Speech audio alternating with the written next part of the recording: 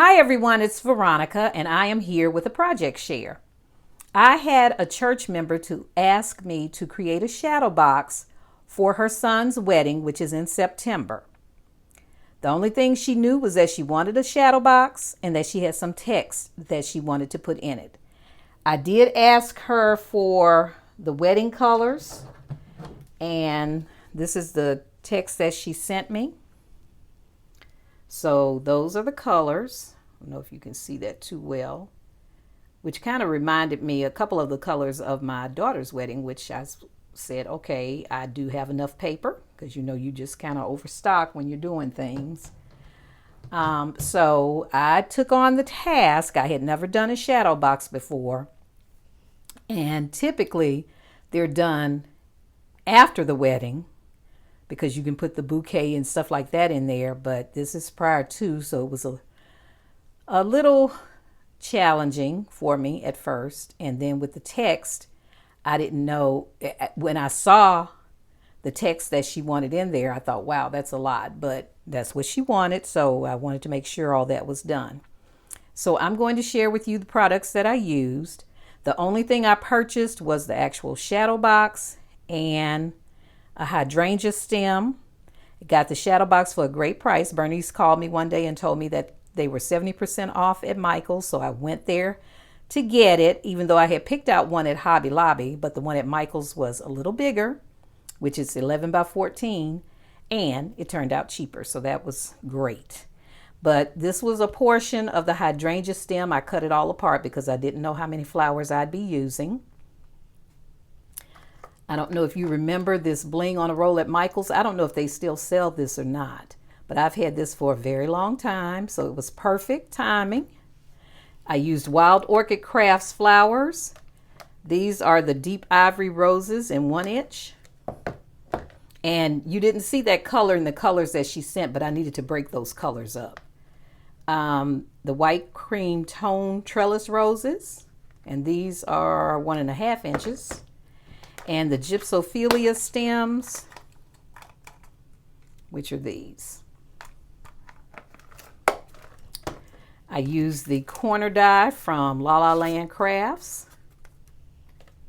And I also used the Grand Nestabilities scalloped ovals and the regular ovals. I will not be able to get the entire box in frame because of its size, but I will move as slowly as I can with panning over it so that you can see it. All right, so here is the shadow box. All right, those are the pearls. I put them across the top. The flowers along the side. Aren't they a beautiful couple? I had some border in my stash I used. They're the pearls at the bottom. I clustered some flowers in the bottom left corner. I added lace from my stash. And you see the corners on the text. And this is the text that she wanted added. I actually cut this page down. It was 8.5 by 11, and it was just way too big. And I changed some of the font and did some bolding of some of the words. But it's really, really good stuff. Really good stuff. So let me take it from the top in case you want to pause it and read it. But this is the ingredients of a divine godly marriage. Really, really good stuff. And like I said, I bolded some of the words like pray, say something good, snuggle,